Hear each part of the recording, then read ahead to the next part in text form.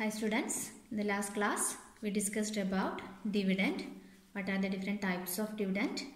Okay, എന്താണ് dividend എന്ന് പറഞ്ഞാൽ dividend is the divisible profit of a company which is distributed among the shareholders.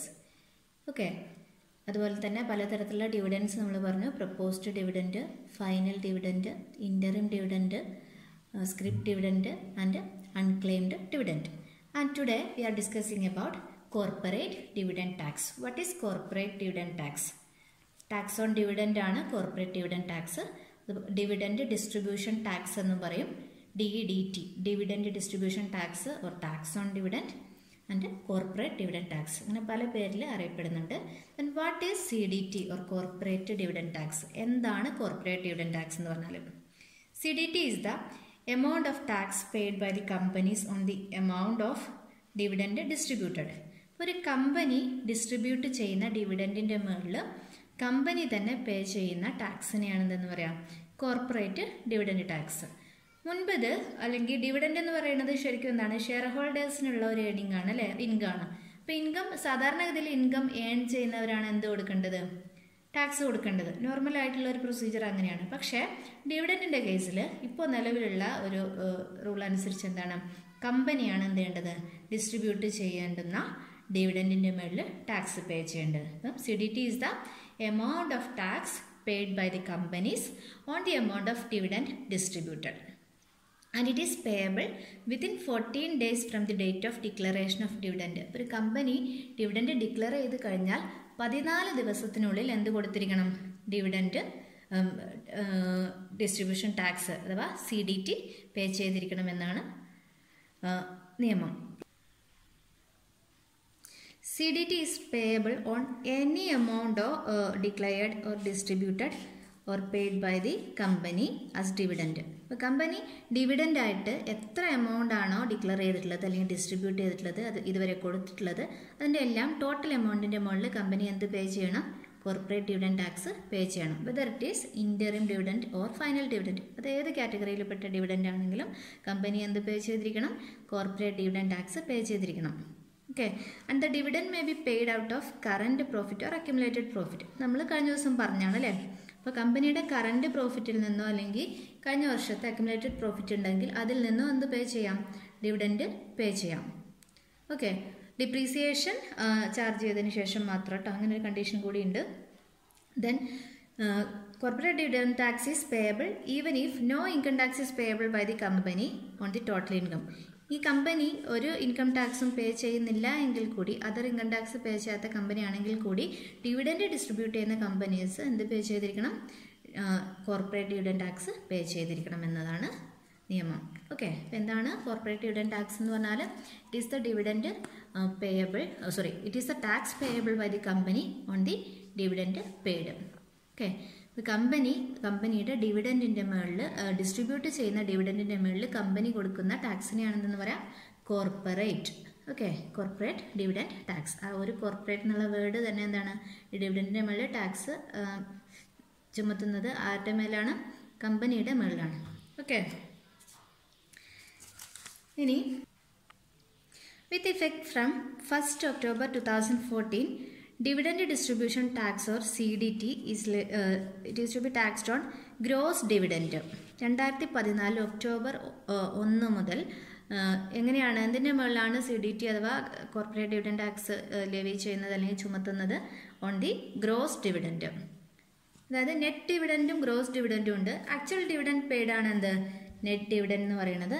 എന്നാൽ share ഹോൾഡേഴ്സിന് നമ്മൾ distribute ചെയ്യുന്ന ഡിവിഡൻഡിനെയാണ് നെറ്റ് ഡിവിഡൻഡ്. ആ നെറ്റ് ഡിവിഡൻഡിൻ്റെ മുകളിൽ നമുക്ക് ടാക്സ് റേറ്റ് അപ്ലൈ ചെയ്യാൻ പറ്റില്ല ഫ്രം 1st October 2014 ഓൺവേർഡ്സ്. പക്ഷേ എന്തിൻ്റെ മുകളിലേ പറ്റുള്ളൂ, ഓൺ ദി ഗ്രോസ് ഡിവിഡൻഡ്. എന്താണ് ഗ്രോസ് ഡിവിഡൻഡ് എന്ന് പറഞ്ഞാൽ, it is the amount of dividend which is proposed to be distributed to the shareholders plus the basic CDT. Okay, അപ്പം എന്താണ് corporate dividend ടാക്സിൻ്റെ ബേസിക് റേറ്റ് എന്ന് പറയുന്നത് 15% ആണ്. അപ്പോൾ നിലവിൽ നമ്മൾ ഷെയർ ഹോൾഡേഴ്സിന് കൊടുത്തിട്ടുള്ള ഡിവിഡൻഡിൻ്റെ മുകളിൽ അല്ലെങ്കിൽ ആ എമൗണ്ടിൻ്റെ കൂടെ, ആ ഒരു പ്രപ്പോർഷൻ്റെ കൂടെ എന്തുകൂടെ ആഡ് ചെയ്തിട്ട് വരുന്നതാണ്, ബേസിക് കോർപ്പറേറ്റ് ഡിവിഡൻഡ് ടാക്സ് കൂടി ആഡ് ചെയ്തിട്ട് എടുക്കുന്നതാണ് എന്ന് പറയുന്നത് അതായത് ഇവിടെ actual dividend proposed or distributed among the share holders is known as net dividend. അങ്ങനെയാണ് അറിയപ്പെടുന്നത് നെറ്റ് ഡിവിഡൻഡ് എന്ന് വെച്ചാൽ ഈ ഡിവിഡൻറ്റിൻ്റെ കൂടെ നമ്മൾ ആക്ച്വലി ഡിസ്ട്രിബ്യൂട്ട് ചെയ്യാൻ പോകുന്ന പ്രപ്പോസ് ചെയ്ത ഡിവിഡൻറ്റിൻ്റെ മുകളിൽ ബേസിക് കോർപ്പറേറ്റ് ഡിവിഡൻഡ് ടാക്സ് കൂടി ആഡ് ചെയ്യണം, പ്ലസ് ചെയ്യണം. അപ്പോൾ അതുകൊണ്ട് തന്നെ ഇപ്പം നിലവിൽ നമ്മൾ പ്രപ്പോസ് ചെയ്ത ഡിവിഡൻറ്റിന് നെറ്റ് ഡിവിഡൻഡ് ആയിട്ട് എടുക്കും. അപ്പം ബേസിക് CDT റേറ്റ് എന്ന് പറയുന്നത് 15% ആണെന്ന് പറഞ്ഞു. അപ്പം നെറ്റ് ഡിവിഡൻഡ് എന്ന് പറയുന്നത് അപ്പോൾ എത്രയായിരിക്കും? ഗ്രോസ് ഡിവിഡൻഡ് 100 ആണെങ്കിൽ നെറ്റ് ഡിവിഡൻറ്റിൻ്റെ കൂടെ ഈ 15% കൂടി ആഡ് ചെയ്താലാണ് നമുക്ക് എന്ത് കിട്ടുക? ഗ്രോസ് ഡിവിഡൻഡ് കിട്ടുക. അപ്പം നെറ്റ് ഡിവിഡൻറ്റിനെ നമുക്ക് 85% എന്ന് വേണമെങ്കിൽ പറയാം. ഓക്കെ, അപ്പോൾ നെറ്റ് ഡിവിഡൻഡ് 85%. ഈ 85%ൻ്റെ കൂടെ കോർപ്പറേറ്റ് ഡിവിഡൻഡ് ടാക്സ് റേറ്റ് 15% കൂടെ ആഡ് ചെയ്ത് വരുമ്പോൾ ഗ്രോസ് ഡിവിഡൻഡ് എന്ന് പറയുന്നത് എത്രയാണ്? 85 + 15 100%. അപ്പോൾ ഗ്രോസ് ഡിവിഡൻഡ് എത്ര വരും? 100 ആണ്. അപ്പോൾ ഈ 85%ലുള്ള നെറ്റ് ഡിവിഡൻറ്റിനെ നമ്മൾ എത്രയായിട്ട് കൺവേർട്ട് ചെയ്യണം? ഗ്രോസ് ഡിവിഡൻഡ് ആക്കി മാറണമെങ്കിൽ 85%ലുള്ള നെറ്റ് ഡിവിഡൻറ്റിനെ 100%ലേക്ക് കൺവേർട്ട് ആക്കിയിട്ട് എന്ത് ചെയ്യണം? ഗ്രോസ് ഡിവിഡൻഡ് കാൽക്കുലേറ്റ് ചെയ്യണം. ഈ ഗ്രോസ് ഡിവിഡൻറ്റിൻ്റെ മുകളിലാണ് നമുക്ക് എന്ത് അപ്ലൈ ചെയ്യേണ്ടത്? കോർപ്പറേറ്റ് ഡിവിഡൻഡ് ടാക്സ് അപ്ലൈ ചെയ്യേണ്ടത്. മനസ്സിലാവുന്നുണ്ടോ? For example, the net dividend of A company is 1,70,000. ഒരു കമ്പനിയുടെ നെറ്റ് ഡിവിഡൻഡ് 1,70,000 ആണെന്ന് വിചാരിക്കുക. അപ്പോൾ എന്തായിരിക്കും ഗ്രോസ് ഡിവിഡൻഡ്? അല്ലെങ്കിൽ ഗ്രോസ് ഡിവിഡൻഡ് നമുക്ക് എങ്ങനെ കാൽക്കുലേറ്റ് ചെയ്യാം? ഈ 1,70,000 അഥവാ പ്രപ്പോസ്ഡ് ഡിവിഡൻഡ് എന്ന് പറയുന്നത് നെറ്റ് ഡിവിഡൻഡ് ആയിട്ട് നമ്മൾ കൺസിഡർ ചെയ്യുന്നു. നെറ്റ് ഡിവിഡൻഡ് എത്രയിലാണ് വരിക? 85 ആണല്ലേ. അപ്പോൾ അതിനെ 100ലേക്ക് കൺവേർട്ട് ചെയ്യുമ്പോൾ 1,70,000 divided by 85 into 100 that is equal to 2 lakh. അപ്പോൾ ഈ 2 lakh ആണ് എന്തായിട്ട് എടുക്കുക? ഗ്രോസ് ഡിവിഡൻഡ് ആയിട്ട് എടുക്കുക.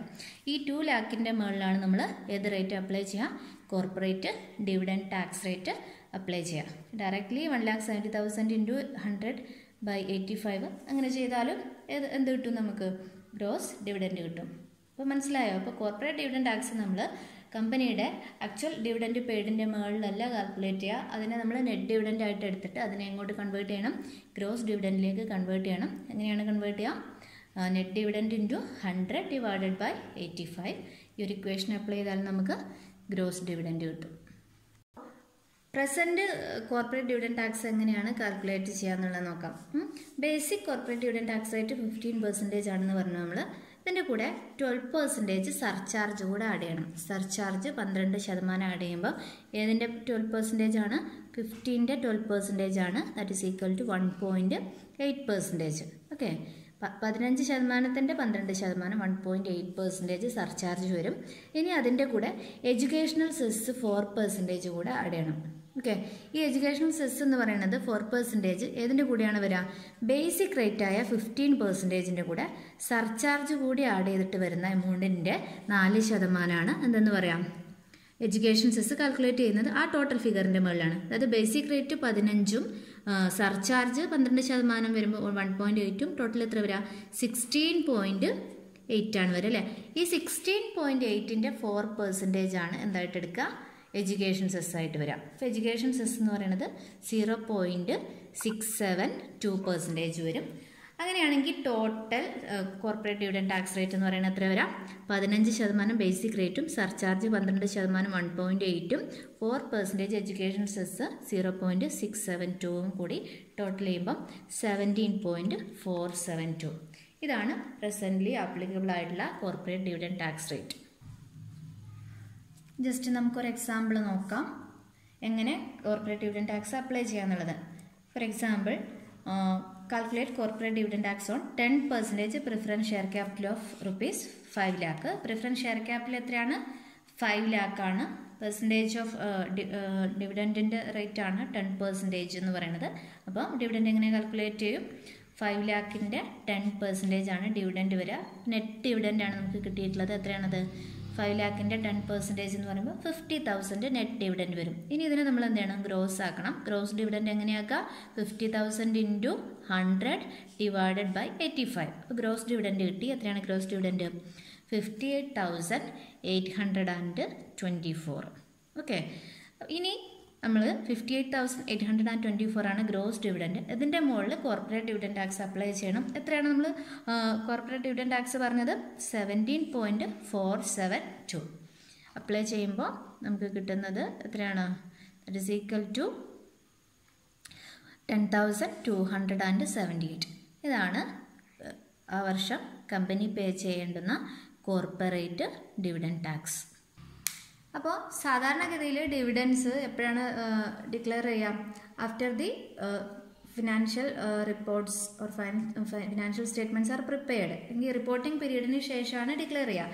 പക്ഷേ അത് ഫിനാൻഷ്യൽ സ്റ്റേറ്റ്മെൻറ്റ് അപ്രൂവ് ചെയ്യുന്നതിന് മുമ്പ് നമ്മൾ ഡിവിഡൻറ്റ് ഡിക്ലെയർ ചെയ്തു എന്ന് വിചാരിക്കാം. അങ്ങനെ വരുമ്പോൾ എന്ത് ചെയ്തിട്ടില്ല? ഫിനാൻഷ്യൽ സ്റ്റേറ്റ്മെൻറ്റ്സ് അപ്രൂവ് ചെയ്തിട്ടില്ല. ദെൻ ദി ഡിവിഡൻറ്റ് എന്തല്ല? It is not recognised as a liability. അപ്പോൾ ഒരു ലയബിലിറ്റി ആകുമ്പോൾ മാത്രമേ നമ്മളത് ഫിനാൻഷ്യൽ സ്റ്റേറ്റ്മെൻറ്റിൽ എന്ത് ചെയ്യേണ്ടുള്ളൂ? റിപ്പോർട്ടിംഗ് പീരീഡിന് ശേഷം ആ ഒരു ടൈമിൽ പ്രിപ്പയർ ചെയ്ത് പക്ഷേ ഡിക്ലെയർ ചെയ്തിട്ടില്ല. അപ്പോൾ ആ ഒരു കേസിൽ നമുക്കത് ലയബിലിറ്റി ആയിട്ട് കാണിക്കേണ്ട. സോ പ്രപ്പോസ്ഡ് ഡിവിഡൻറ്റും അതുപോലെ തന്നെ അതോടൊപ്പം വരുന്ന കോർപ്പറേറ്റ് ഡിവിഡൻറ്റ് ടാക്സും ഒക്കെ നമ്മുടെ കറണ്ട് ലയബിലിറ്റി ആയിട്ട് നമുക്ക് ട്രീറ്റ് ചെയ്യേണ്ട കാര്യമില്ല. പകരം നമ്മൾ എന്ത് ചെയ്യുമെന്ന് വെച്ചാൽ അവിടെ നമ്മുടെ ഫിനാൻഷ്യൽ സ്റ്റേറ്റ്മെൻറ്റ്സിൽ ബാലൻസ് ഷീറ്റിന് താഴെ ഒരു നോട്ട് നമ്മൾ കൊടുക്കുകയാണ് ചെയ്യുക. Under the contingent liabilities and commitments എന്ന് പറയുന്ന ഒരു നോട്ടിൻ്റെ താഴെ കമ്മിറ്റ്മെൻറ്റ്സ് എന്ന് പറഞ്ഞിട്ട് അവിടെ നമ്മൾ എന്ത് കാണിക്കും? പ്രപ്പോസ്ഡ് ഡിവിഡൻറ്റും അതിൻ്റെ കൂടെ കോർപ്പറേറ്റ് ഡിവിഡൻറ്റ് ടാക്സ് അവിടെ കാണിക്കും. ഇത് കറൻ്റ്ലി ഏതിൽ വരില്ല? നമ്മുടെ ഫിനാൻഷ്യൽ സ്റ്റേറ്റ്മെൻറ്റ്സിൽ സർപ്ലസിൽ നിന്ന് ഡിഡക്റ്റ് ചെയ്യുകയോ അല്ലെങ്കിൽ കറണ്ട് ലയബിലിറ്റി ആയിട്ട് കാണിക്കുകയോ ഒന്നും ചെയ്യുന്നില്ല. പകരം എന്ത് ചെയ്യുന്നു? It is to be taken as a commitment. Contingent liability എന്നുള്ള രീതിയിൽ ഭാവിയിൽ നമുക്ക് കൊടുക്കേണ്ടി വരാവുന്ന ഒരു സംഭവമാണ് എന്നുള്ള രീതിയിൽ ഒരു നോട്ടായിട്ടത് ട്രീറ്റ് ചെയ്യും. നമ്മൾ പ്രോബ്ലം ചെയ്യുമ്പോൾ നിങ്ങൾക്കൊന്നുകൂടെ ക്ലിയർ ആവും. ഓക്കെ.